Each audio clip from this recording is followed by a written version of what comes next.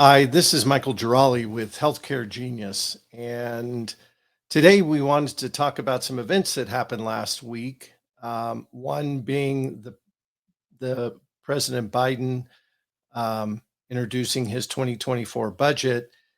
And then the other was the meltdown of Silicon Valley Bank last week and some of the repercussions that have come into this week. And so it wanted created us to pose a question that, is Silicon Valley Bank and Social Security and Medicare, how do they compare? Because a lot of the budget, or certainly some of the budget discussion, was around Medicare and Social Security. So that's the purpose of this YouTube video today. As always, we encourage you to subscribe to our channel. We try to put out new and interesting comment on a weekly basis and certainly provide us any comments when this is over of how we can better improve the channel. So, if we look at Silicon Valley Bank, let's talk a little bit about what happened last week and maybe some of the reasons. First of all, it was the second largest bank failure in US history. One of the reasons for that was that the bank customers were concentrated primarily in the tech industry. So there wasn't a lot of diversification there, and we'll talk about that a little bit later. 94% of the depositors had more than the FDIC insured limit of 250,000. And you saw Sunday night into Monday morning where the president and the Treasury decided to basically provide guarantees to all account holders of both Silicon Valley Bank and other banks. But what did this do? Well, it gave an incentive prior to knowing this that the government would come in and provide those guarantees for a lot of companies to take their money out once they heard that there were potential issues. And that's what led to $42 billion being withdrawn from the bank on March 9th alone. This, essentially was a run on the bank. Another issue was that their holdings were primarily in long-term government bonds. So they had a $1.8 billion loss on 21 billion of their treasury portfolio. I believe back in November, JP Morgan had made a comment on this and had said that the total overall debt or loss for Silicon Valley Bank was 16 billion. So this is something that was out there, but nobody had acted on it. And I think overall, there's a projection that all banks have unrealized losses on their bond portfolios of $620 billion. And that's because of the fact that the Fed has been increasing interest rates over the last year to try to tame inflation. So, because of that, tech stocks have been losing their value as interest rates have been going up. Um, Venture capital pulled back on their investments to tech companies, which then encouraged these startups, not encouraged them, but required them to begin to take money out of banks to just cover their operating expenses. And then again, also those higher interest rates that are now being offered, and maybe other institutions caused groups to or individuals to take their money out and move it to other areas. So it's very similar to what we saw in the movie "It's a Wonderful Life" with Jimmy Stewart as George Bailey, where there was a run on the savings and loan. And as we know about banking and other institutions, they don't hold 100% liquidity. So when there are instances like this where everybody wants their money out, there's just not enough liquidity to be able to accomplish that. So now, how does this all compare with Social Security and Medicare? Well, when we look at Social Security, and again, kind of going back to the president's budget, Social Security is projected to run out of reserves by 2034, and so there's this estimate that there will only be enough money currently to pay 77 cents on the dollar. So if you're getting $1,000 a month, In 2033 and 2034, we would expect that that might go down to $770 a month. And again, that's without any structural changes or tax increases and so forth. The other issue is that taxes paid on Social Security income are not indexed for inflation. So they're the same today as they were 10, 20 years ago. Single filer between that has income between 20 and $34,000 pays tax on 50% of their Social Security income, and if it's over 34,000, they pay tax on 85%.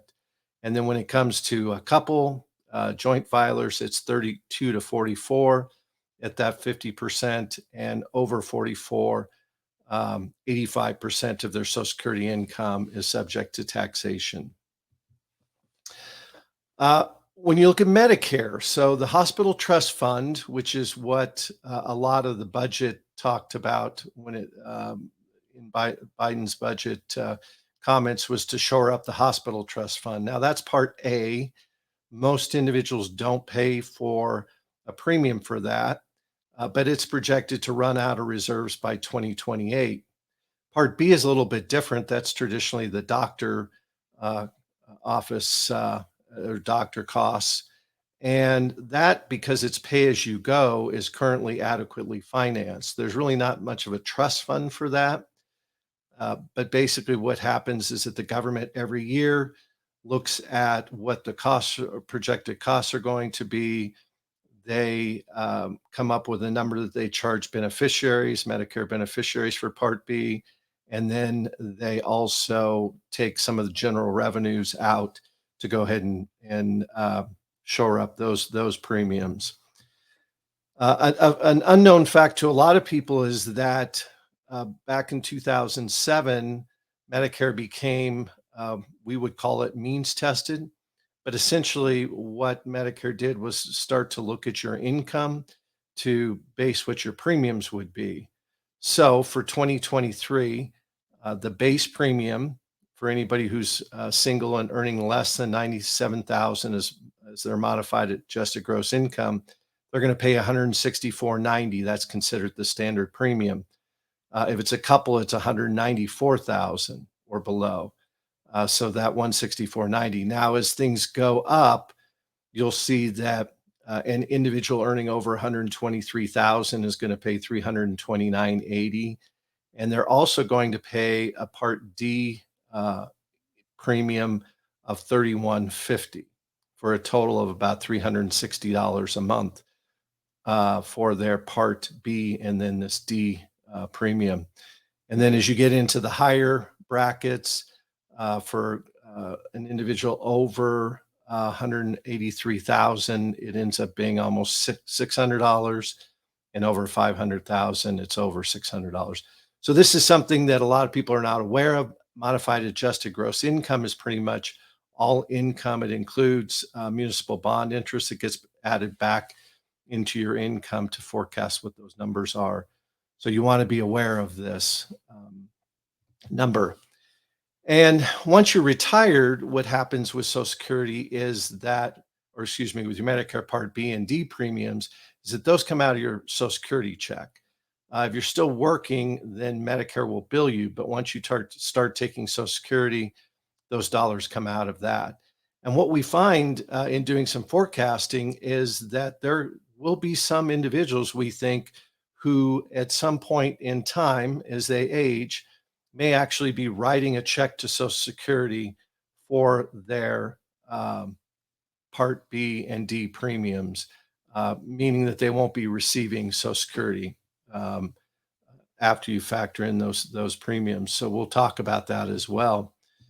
Uh, so what's causing some of these issues? Well, first of all, the aging U.S. population. You'll see on this chart that the baby boomers really are driving a lot of this growth.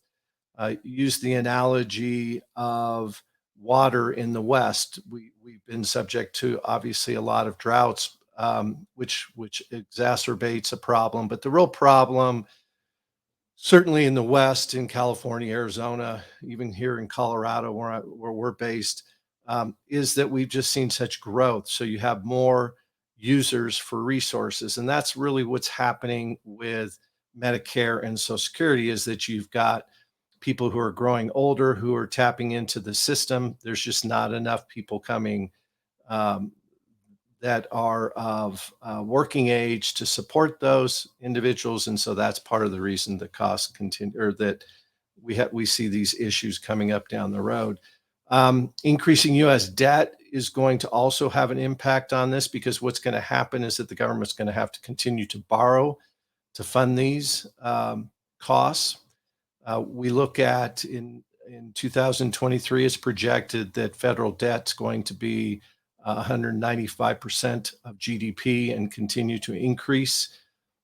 We'll see a battle this spring and into the summer on the debt ceiling, which will impact some of this as well. But you can see that we're at historic highs for the US debt that's held by the public.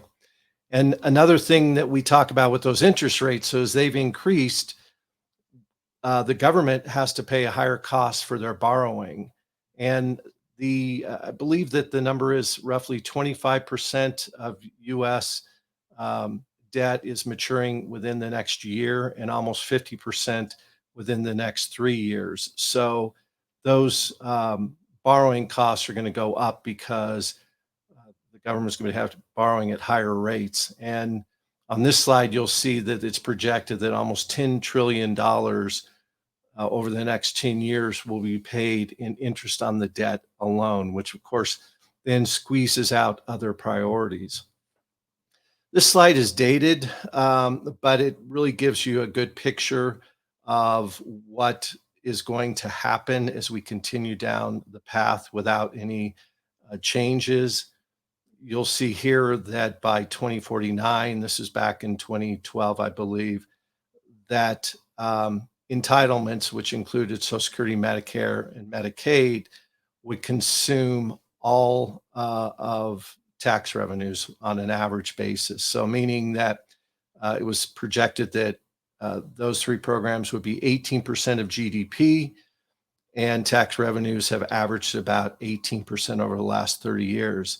Now, just to give you an idea, this year we're projecting, or this Congressional Budget Office is projecting that 10.3%, I believe, of GDP is what Medicare, Social Security, and Medicaid are going to cost. And in 10 years, that number is projected to raise to 13.4%. So we're not too far off of what this chart shows, but it is a good graphic. And here's, really what those numbers are showing that Social Security, Medicare, and Medicaid are increasing. Net interest is projected to increase, but other spending is going to be going down, squeezed out. So there's just less dollars to do other things, whether it be defense or to put towards other programs because of these three mandatory programs. And then revenues, this slide shows you what the average revenues have been. And again, you'll see that those hover around that 18% range, while we expect spending to go up dramatically. So the only thing that can fill in there is either higher taxes down the road or borrowing. And again, borrowing, as you borrow more, that squeezes out programs as well. So I mentioned the budget proposal that President Biden had put out. Some of the things that were related to Social Security and Medicare is that one of the provisions was to raise the tax on incomes over 400,000, the Medicare tax from 3.8 to 5%. Also, for higher income, the top 0.1% of wealthy individuals in the country, there was a talk of having at least a 25% minimum tax on all income and depreciated assets. Now, this could create a lot of issues for somebody who might own assets, but not necessarily have the liquidity to be able to pay those taxes. So very similar to what, again, if we were going to compare to Silicon Valley Bank. Increasing the corporate tax rate to 28%, There's also a provision in there to raise funding for Social Security by 10% to improve their systems. That's a 1.4 billion. But there's really nothing in the budget uh, program that would shore up Social Security. So, like we've seen year after year after year, uh, the government continues, both the president and Congress continue to not face the reality of what's in front of us, and that's very similar to, again, what happened with Silicon Valley Bank. Is, when JP Morgan comes out in November and makes a comment and nothing is acted upon until March, you can see that there was this information out there that there were problems. And again, the Fed rate increases caused a lot of those problems, but also just the nature of that particular bank with not being diversified. Well, with Social Security, we have to realize the government's telling us that it's broken, not completely, but that there are going to be problems if we don't fix it. So the longer we wait, the bigger the problems are going to be. Suggested options, I believe that Elizabeth Warren and Bernie Sanders had talked about um, taking the Social Security tax and adding that to incomes over 250,000 or 400,000. Currently, that tax stops at 160,000 and some change. And then also the idea of raising full retirement from 67 to 70. If you were watching the news, you probably saw in France that, matter of fact, I think it just happened today, that um, France raised the retirement age for retirees, and there were protests in the streets and quite a lot of angst among younger French citizens around that. So, again, something to be aware of. So, now what can you do to mitigate some of these issues? Well, think the first thing that we look at is that you need to be incorporating planning for Medicare and other healthcare costs into your retirement plans. You should have your advisor run a report for you and your spouse on the projected healthcare costs in retirement. We'll put at the bottom of this video some links to some different vendors who offer those reports if your advisor doesn't. But this is something that you should be looking at so that you can plan accordingly for what those costs are going to be. If you're a higher income earner and you're subject to those means tested numbers, then you really want to be taking a look at this, um, what these costs are going to be, and plan accordingly. Don't put all your retirement assets in one basket. Again, diversification, that's one of the things that really created problems at Silicon Valley Bank, both for the bank as well as for the depositors. So be looking at income streams that can create tax-free income to you when you retire. Don't just plan on your pension or 401k or 403b or IRAs to provide your income, because as you'll see by all of those charts that we looked at, there has to be an expectation that taxes are going to have to go up. The government probably won't be able to continue to borrow their way out of everything. So look at health savings accounts, look at 401h plans, Roth accounts, some life insurance distributions, and some annuitizations where you can have an exclusion ratio by taking money and making sure that you're guaranteed. Because one of the things that's also out there that's impacting these costs is longevity. People are living longer, and therefore, um, the idea of running out of money is something that people want to, definitely protect against. And if you don't think that any of this is an issue, another study that just came out recently was showing that a lot of people are taking Social Security early because they're afraid it's not going to be there. So the psychology is definitely there that it might not be there. And so that really kind of goes down to that if you're a higher income earner, the way taxes are set up and so forth, you may never see Social Security at some point. You'll probably see it, but at some point in time, it may run out. And we also believe that means testing will come to Social Security just like it has to Medicare, so that higher income individuals will get less or maybe no Social Security, but they're still going to be required to pay those Medicare premiums um, to the government. So these are some of the areas to think about. Again, just in conclusion, it's important to understand the risks that are out there. Silicon Valley Bank certainly taught their depositors and everyone as a whole that when you think things are going great and all of a sudden something like this happens, you want to reflect and relook at what you're doing for the future, because this really came upon most people unexpectedly. So, Michael Girali here with Healthcare Genius. Again, we encourage you to subscribe to our channel, and we look forward to continuing to put out more content on healthcare costs and retirement planning. Thank you. Have a great day.